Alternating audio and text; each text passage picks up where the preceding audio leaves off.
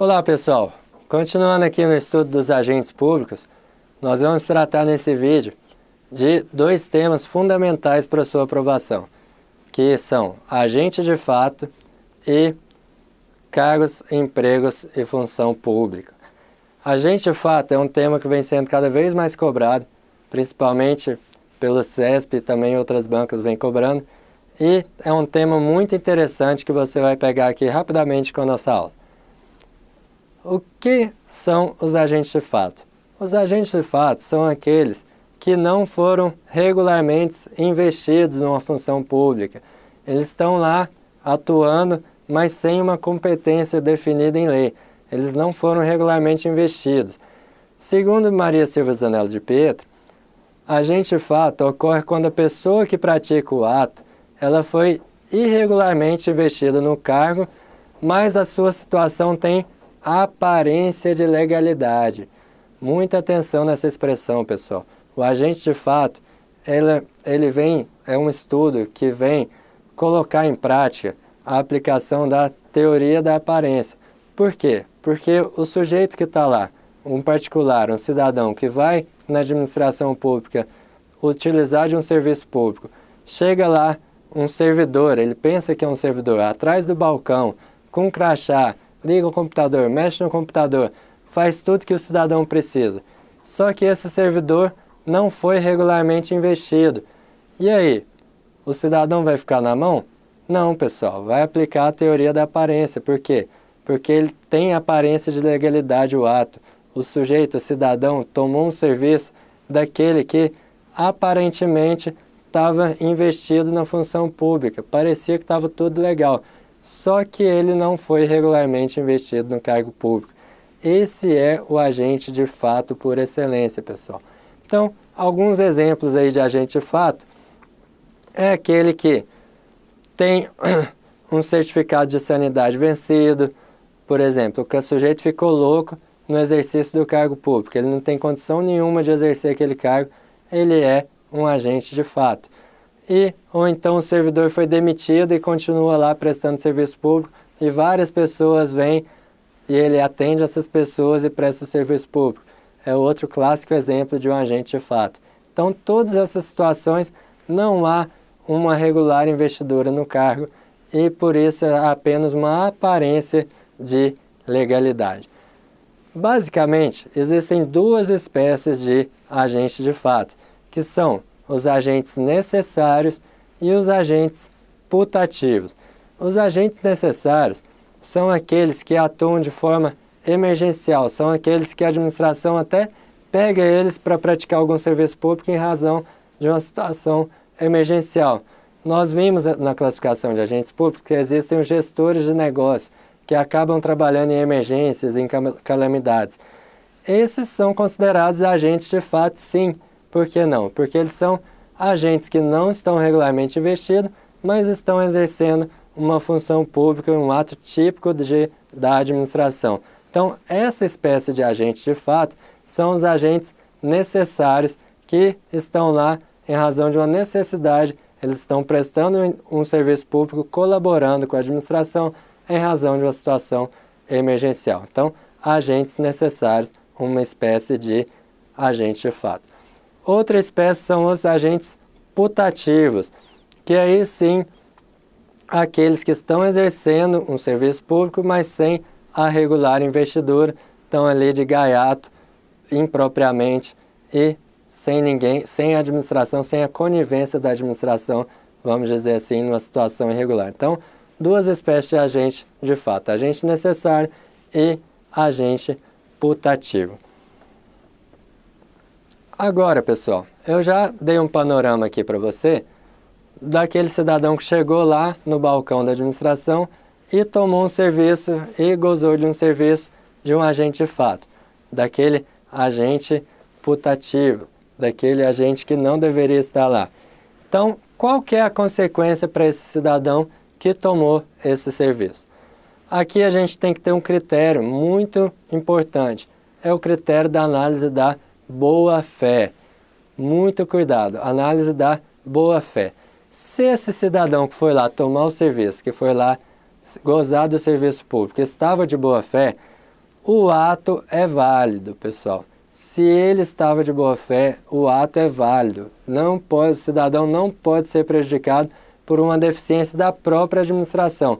Quem tinha que tirar, que expulsar aquele servidor dali, era a própria administração. O cidadão está lá de boa fé, o ato é válido para ele, porque a administração não pode prejudicá-lo por um defeito da própria administração.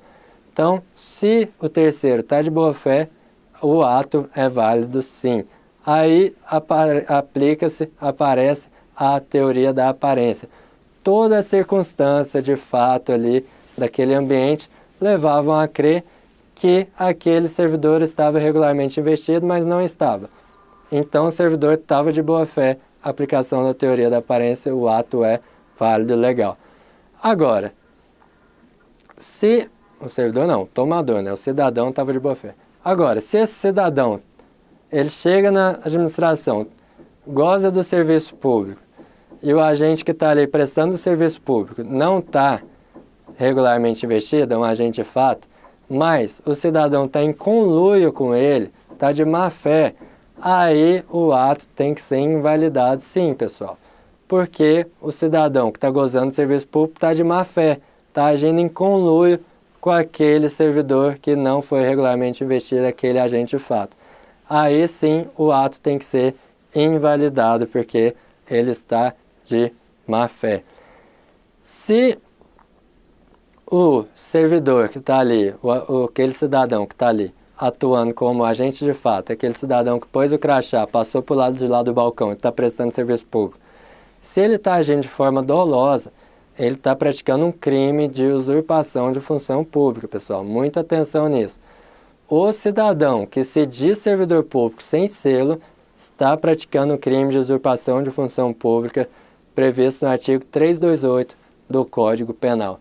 Muita atenção para isso. Então, a consequência grave é para aquele cidadão que está do lado de lá do balcão, pôs o crachá, está prestando serviço público sem investidura, é crime de usurpação de função pública. Muita atenção. Agora, se ele não age dolosamente, ele passou para o outro lado do balcão porque ele viu no Diário Oficial a publicação lá do resultado de um concurso de um sujeito que tinha o mesmo nome dele, João da Silva, passou no concurso. Aí, pô, beleza, João da Silva sou eu. Aí ele vai lá, assina, é nomeado, assina no termo de posse e passa por lado de lá do balcão, começa a prestar serviço público. Só que aí, 2 semanas depois, a administração descobre que o João da Silva não é aquele, é o João da Silva da outra cidade. Então, ele trabalhou aí por 2 semanas como um agente de fato. Só que ele não estava de má fé, ele estava de boa fé, ele não agiu dolosamente usurpando uma função pública. Nesse caso, aí não vai ser considerado crime de usurpação de função pública, mas a sua investidura deverá ser anulada, ou seja, o termo de posse dele deve ser anulado. E, pessoal, atenção para isso.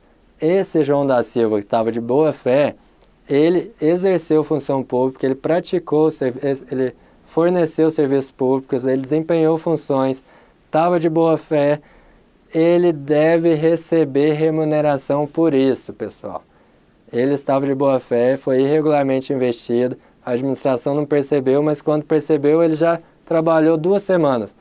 Ele tem que receber remuneração por isso, sob pena de enriquecimento ilícito do Estado.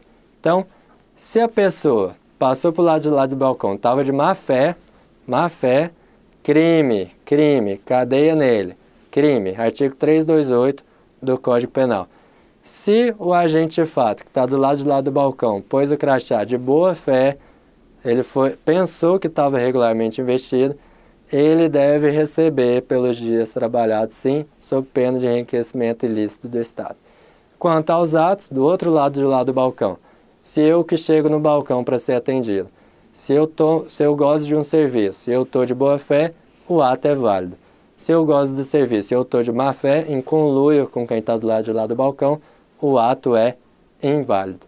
Então, nessa matéria, conta muito a boa fé ou a má fé para avaliar os efeitos, a consequência dos atos do agente de fato. Lembre-se que agentes de fato são 2 espécies, agentes necessários e agentes putativos. Necessários são aqueles que estão prestando serviço para a administração em razão de calamidade. Agentes putativos são aqueles irregularmente investidos. Vou trazer aqui, vou alterar um pouco a ordem, para trazer aqui rapidamente algumas questões sobre o agente de fato, para a gente já fechar esse tema e para você mais uma vez acreditar em mim que esse tema cai. Olha aqui, pessoal, o que caiu na prova de juiz. Uma prova que, se você passar, você vai ganhar aí cerca de 17 mil reais. Então, vamos ver se você está apto a ganhar 17 mil reais. Considere-se agente de fato aquele que pratica ato e executa atividades em situações excepcionais, como as de emergência, em colaboração com o poder público, excluindo-se dessa definição os chamados agentes putativos, que desempenham atividade pública na presunção de agir legitimamente, embora não tenham sido investidos conforme o procedimento legalmente exigido. Aqui ele está cobrando as duas espécies de agente de fato. Os necessários e os putativos. Aqui ele está falando dos necessários. E aqui ele está falando dos putativos. Só que ele está falando que exclui-se dessa definição de agente de fato os chamados agentes putativos. Está errado porque você sabe que são os agentes de fato, são os necessários e os putativos. Outra questão, pessoal. O agente de fato tem direito à percepção de remuneração pelas funções que exerce no âmbito da administração, na presunção de que elas são legítimas, ainda que sua investidura no cargo não tenha obedecido ao procedimento legal exigido. Aqui é a situação do João da Silva, que achou que estava com o exercício legítimo das funções. Ele achou que estava regularmente investido nas funções. Então, ele tem direito, sim, à percepção da remuneração. Então, questão correta. O agente de fato tem direito à percepção da remuneração pelas funções que exerce no âmbito da administração, na presunção de que elas são legítimas. Aqui não há má-fé, não há crime. Então, por isso que ele tem que receber correto. E, por fim, em decorrência dos princípios da impessoalidade e da boa-fé, olha a boa-fé aqui, pessoal, reconhece como válidos os atos praticados por agente de fato, ainda que esse tivesse ciência do ilícito praticado. Este, ó pessoal, ó o português aqui te ajudando. Este é o agente de fato. Não é o cidadão que foi lá gozar de um serviço público. Quem tem ciência do ilícito aqui é o agente de fato. Então, o cidadão, ele está de boa fé, ele não tem ciência do ilícito. Se o cidadão está de boa fé, se o cidadão não tem ciência do ilícito, ele está de boa fé, então os atos são válidos, sim. Por isso que a questão está correta. Aqui é uma questão mais de português do que de direito, pessoal. Em decorrência dos princípios da impessoalidade e da boa-fé, reconhece-se como válidos os atos praticados por agente de fato, ainda que este, o agente de fato, tivesse na ciência do ilícito praticado. O cidadão está de boa-fé, então o ato, para ele, é válido. Então, 3 questões aí para você acreditar em mim e ver que esse tema agente de fato vem caindo em concurso público. Vamos entrar aqui rapidamente na segunda parte desse vídeo, que é a matéria cargo, emprego e função pública. Vamos distinguir esses 3 conceitos e fazer algumas questões desse tema para você detonar na sua prova e compreender todos os detalhes desse estudo dos agentes públicos, que é uma pavimentação para a gente entrar fundo no estudo da Lei 8.112 ou no Estatuto do Servidor aí que você precisa. Vamos lá, pessoal. força. Cargo, emprego e função pública. O que é o cargo público, pessoal? Cargo público é o conjunto de atribuições e responsabilidades acometidas a um servidor criado por lei de caráter efetivo ou em comissão. Cargo público. Cargo é o conjunto de atribuições e responsabilidades. Quem cria o cargo público é a lei. Quando você passa no concurso, presta o concurso, passa no concurso, toma posse e entra em exercício. Aí você chega lá na repartição, anda, chama o elevador, chega lá, olha a sua cadeira, sua mesa, aí você vai lá sentar. Seu chefe vem e fala assim, olha, aqui a sua função é essa.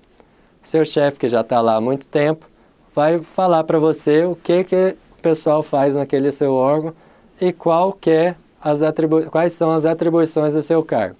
Com base em que ele vai te falar isso?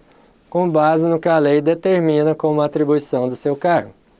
Então, todo cargo público é criado por lei e a lei prevê as atribuições e as responsabilidades daquele cargo.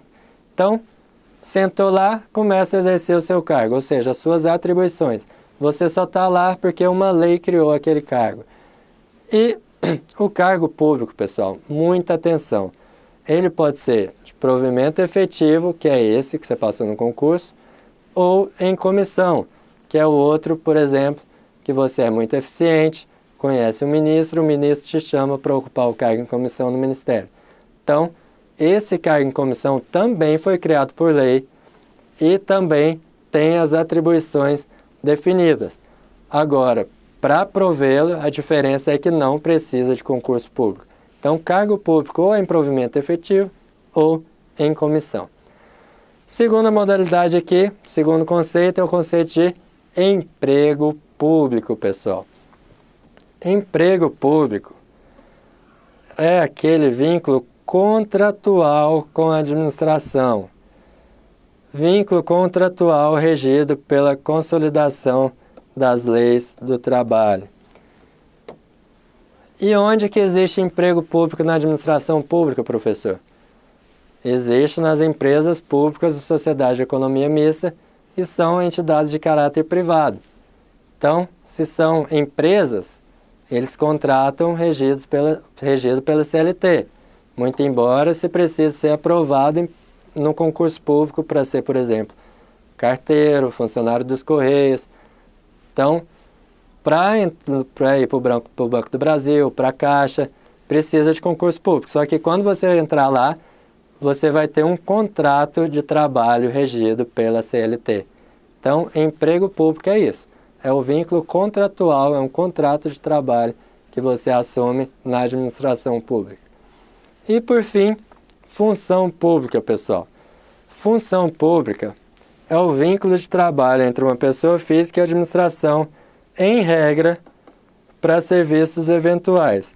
Engloba tanto os contratos temporários, como as funções de chefia, direção e assessoramento. Então, função pública é uma expressão que designa, em regra, serviços de caráter eventual, que podem ser tanto os contratos temporários, como as funções de chefia, direção e assessoramento. Não há um vínculo efetivo, não há uma criação específica de um cargo com atribuições e responsabilidades, mas sim uma situação transitória aí definida. Então, função pública é isso. A partir daí, a gente tem alguns questionamentos e alguns ensinamentos para você. Por exemplo, como é feita a criação e o acesso aos cargos públicos? Eu já falei, os cargos públicos são criados por lei. Então, a definição de que os cargos públicos são criados por lei tem uma regulamentação constitucional. A Constituição que diz isso. Artigo 61 da Constituição. Vamos lá. Artigo 61, parágrafo 1º, inciso 2, a linha A. Aqui fala do processo legislativo, fala da iniciativa das leis e tal. E aqui fala quais leis são de iniciativa privativa do presidente da República. são as leis que disponham sobre criação de cargos. Então, todo cargo é criado por lei de iniciativa privativa do chefe do executivo. E o acesso aos cargos públicos, pessoal, como é que é feito? Pelo 8.112, o acesso aos cargos públicos é a brasileiros e, em regra, a brasileiros, mas também é admitido a estrangeiros na forma definida em lei. Então, a regra é que os cargos públicos sejam para brasileiros, mas admite-se também que estrangeiros ocupem cargos públicos no Brasil, nas hipóteses admitidas em lei, como, por exemplo, pesquisador, professor de Universidade Federal. Artigo 5º, parágrafo 3º da Lei 8.112.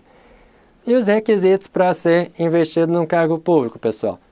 No regime do servidor público federal, está lá no 8.112, artigo 5º. São requisitos básicos para investidura em cargo público. Vamos para a tela. Nacionalidade brasileira, que é a regra, nacionalidade brasileira. Gozo dos direitos políticos, por isso que quando você for aprovado em concurso público, vai ser exigido de você a quitação eleitoral. Vai ser exigido de você também a identidade para mostrar a sua nacionalidade. A quitação com as obrigações militares e eleitorais. Vai ser exigido do homem o certificado de reservista. Tudo isso você vai apresentar lá no RH, pessoal. Daqui a uns dias você vai apresentar. O nível de escolaridade exigido para o cargo. Você vai ter que apresentar o seu diploma de curso superior, se o cargo assim exigir, ou o certificado de conclusão do ensino fundamental, etc. Idade mínima de 18 anos. Então você vai apresentar a identidade. E aptidão física e mental. Muitas vezes você vai precisar apresentar um atestado médico para aprovar a sua aptidão física e mental. Então, esses são os requisitos para investidor em cargo público na 8.112. A situação do estrangeiro está aqui no parágrafo 3º do artigo 5º, que fala que as universidades e as instituições de pesquisa poderão prover seus cargos com professores, técnicos e cientistas estrangeiros. Tranquilo, pessoal? E por que vocês estão aí sentados me assistindo, gente? Por que vocês estão estudando, ralando a bunda aí na cadeira? Porque você só vai ascender a um cargo público se você passar no concurso público. Você não tem as costas quentes para entrar direto num cargo de comissão. E nem se tivesse, eu não recomendaria ninguém ter o seu objetivo de vida. Porque cargo em comissão é de livre provimento e exoneração. Agora, concurso público, não. Você tem a estabilidade. Você vai entrar num cargo efetivo e em 3 anos você vai ser aprovado no estágio probatório e vai ter a estabilidade. Então, certíssima a sua escolha, pessoal. O trabalho de ser aprovado no concurso público é árduo, é longo, mas você vai conseguir. E você só está aqui por isso. Porque para ascender a um cargo público, você precisa de concurso público, um cargo público efetivo. Em comissão, não precisa. É justamente isso que diz o artigo 37, inciso 2 da Constituição. A investidura em cargo ou emprego público depende de aprovação prévia em concurso público, de provas ou de provas e títulos, de acordo com a natureza e a complexidade do cargo ou emprego. Então, para emprego público também precisa de concurso, pessoal. Atenção! Na forma prevista em lei, ressalvadas, para que não precisa de concurso? As nomeações para cargo em comissão, declaradas em lei de livre nomeação e exoneração. Então, regra, concurso público, inclusive para emprego, cargo e emprego. Exceção, não precisa de concurso. Cargo em comissão, contrato temporário e membro de tribunais. O que eu estou dizendo, pessoal? O que eu estou dizendo? Professor, você está dizendo que não precisa de concurso. Cargo em comissão, tudo bem, acabei de ler aí, não precisa de concurso. Agora, você está dizendo também que contrato temporário e membro de tribunal não precisa de concurso? Exatamente isso, pessoal. Cargo em comissão não precisa. Para exercer contrato temporário, também não precisa. Para ser membro de tribunal, também não precisa de concurso público. Então, contratação temporária na administração pública, em regra, não precisa de concurso público. Vai se exigir, no máximo, um processo seletivo simplificado. E membros de tribunal, por exemplo, o ministro do Supremo Tribunal Federal, está lá, não é porque ele passou em concurso público, ele foi nomeado. Desembargador do Tribunal de Justiça, a mesma coisa, foi nomeado. Então, não precisa de concurso. Qual que é o prazo de validade do concurso público, pessoal? A Constituição fala em até 2 anos prorrogáveis por mais 2 anos. Então, o prazo máximo que a Constituição admite da validade de um concurso público são 4 anos, mas é o prazo máximo. Então, é o 37, inciso 3. O prazo de validade do concurso público será de até 2 anos, prorrogável uma vez por igual período. Então, pode ser 6 meses, mais 6 meses, 1 ano, mais 1 ano, ou 2 anos, mais 2 anos. Então, daqui para trás pode tudo. Agora, mais do que 2 mais 2, impossível. Questão que vira e mexe cai em concurso é a questão da possibilidade do exame psicotécnico num concurso público. É possível? É possível sim, a exigência de psicotécnico em concurso público. Só que só é possível se a lei da carreira, se a lei que regulamenta a carreira, determinar que no concurso público haja o exame psicotécnico. É o que diz a súmula 686 do Supremo Tribunal Federal. Só por lei se pode sujeitar a exame psicotécnico a habilitação de candidato a cargo público. Então, só vai poder ter psicotécnico no seu concurso se uma lei assim determinar. Questão interessante, pessoal, é aquela do sujeito que está naquela fase de loucura, igual imagina aí que você esteja fazendo todos os concursos possíveis e imagináveis. Já fez mais de 10. Em alguns ele passa bem colocado, em outros ele está lá no final da fila. E nesses que ele está lá no final da fila, ele esquece. O concurso é de 2 mais 2 anos. E esqueceu, já está fazendo outra coisa, já desistiu de estudar. Está lá na praia vendendo coco.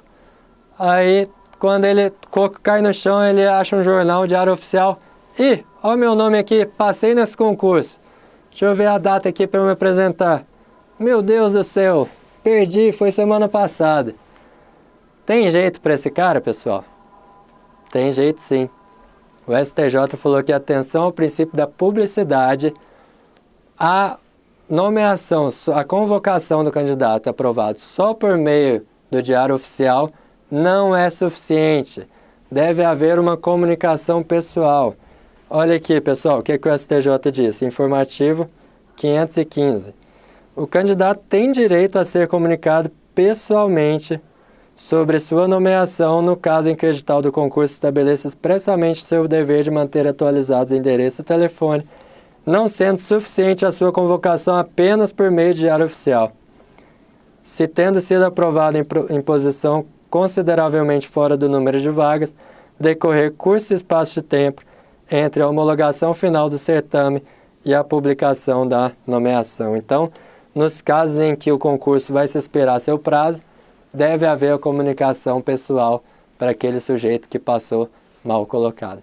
Muito interessante essa questão. Pessoal, acabamos de ver aqui a necessidade de comunicação do aprovado. Vimos alguns aspectos aí relativos ao concurso público, principalmente a questão do psicotécnico, que deve ter autorização legal, de que, em geral, os cargos de provimento efetivo devem sim ser providos por meio de concurso público. A exceção fica por conta dos cargos em comissão, do contrato temporário e de membros do tribunal. Também vimos que o prazo de validade do concurso é de até 2 mais 2 anos e que a criação de cargos é feita por lei de iniciativa do chefe do Poder Executivo. Vamos entrar no próximo vídeo com vários outros temas relacionados ao concurso público. Fique atento, não deixe de assistir, pois entraremos num tema relevantíssimo que é a questão do direito subjetivo à nomeação daquele que é aprovado em concurso público. Falaremos também das funções de confiança, dos cargos em comissão e dos contratos por tempo determinado, resolvendo as questões sobre o tema de cargos, empregos e função pública. Então, até o próximo vídeo, não perca!